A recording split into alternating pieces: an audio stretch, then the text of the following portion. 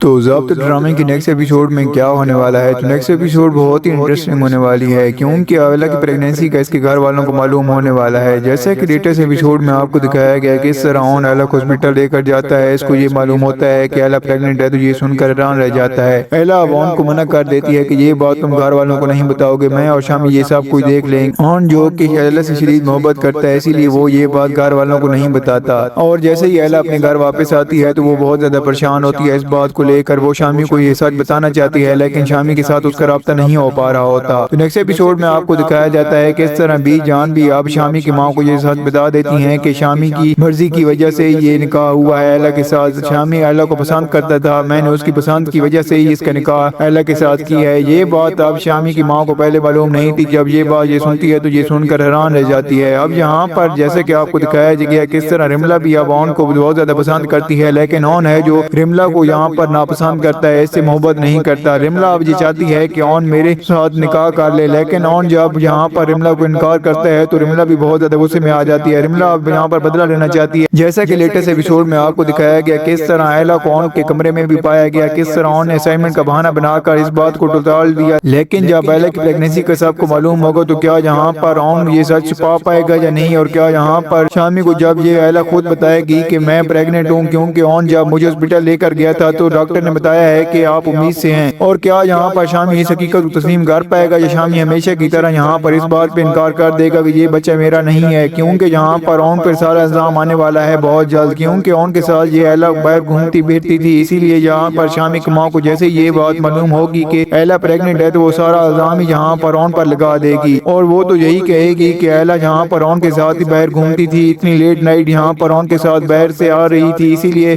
یہ بچہ بھی مجھے لگتا ہے کہ اون کا ہی ہے۔ اون جو کہ یہاں پر جو بات بھی اس کو کہی جاتی ہے وہ چپکے سے سن لیتا ہے، لیکن کچھ نہیں بولتا، کیونکہ یہاں پر بی جان کی وہ بہت زیادہ عزت کرتا ہے۔ بی جان نے اون کو اپنے گھر میں رکھا ہوا ہے، اسی لیے وہ سب کے سامنے یہاں پر خاموش رہتا ہے۔ زویا جو یہاں پر آئلہ کو بہت زیادہ سمجھاتی ہے کہ تم پریشان نہ ہو، سب کچھ ٹھیک ہو جائے گا۔ نیکسٹ ایپیسوڈ میں آپ کو دکھایا جاتا ہے کس طرح یہاں پر شامی کو یہ سب حقیقت جب معلوم ہوتی ہے تو شامی بہت زیادہ حیران رہ جاتا ہے۔ اب شامی یہ سچ پانا چاہتا ہے سب سے، کیونکہ شامی یہ نہیں چاہتا کہ میری ماں کو یہ حقیقت معلوم ہو، کیونکہ وہ اپنی ماں سے بہت زیادہ ڈرتا ہے۔ تو نیکسٹ ایپیسوڈ میں آپ کو یہ بھی دکھایا جاتا ہے کس طرح آئلہ جب شامی کو یہاں پر کال کرتی ہے، اس کو یہ کہتی ہے کہ کبھی تو تم میری کال اٹھا بھی لیا کرو، تم ہمیشہ اپنی ماں کی سنتے ہو، اپنی ماں سے ڈرتے ہو، کبھی تو تم میری بھی سن لیا کرو۔ یہ ساری باتیں یہاں پر کہتی ہے تو آگے سے یہاں پر شامی کی ماں یہ کال اٹھا لیتی ہے۔ یہ ساری باتیں شامی کی ماں سنتی ہے تو وہ یہ سن کر حیران رہ جاتی ہے، اس کو یہ کہتی ہے کہ میں یہ رشتہ ختم بھی کروا سکتی ہوں، اب تم دیکھو میں تمہارے ساتھ کرتی کیا ہوں، کیونکہ شامی کی ماں اب آئلہ کو ناپسند کرتی۔ اب شامی کی ماں وہ ہرگز نہیں چاہتی کہ آئلہ دلہن بن کر میرے گھر میں آئے، شامی کے بہو بن کے۔ اب یہاں پر آپ کو دکھایا جاتا ہے کہ اس طرح شامی کی ماں یہ ساری حقیقت یہاں پر شمسہ بیگم کو جا کر بتاتی ہے کہ کس طرح تمہاری بیٹی میرے بیٹے کو کال کر کے یہ ساری باتیں کہہ رہی تھی۔ شمسہ بیگم کو جب یہ بات معلوم ہوتی ہے تو وہ آئلہ اور زویا پر بہت زیادہ غصہ ہوتی ہیں۔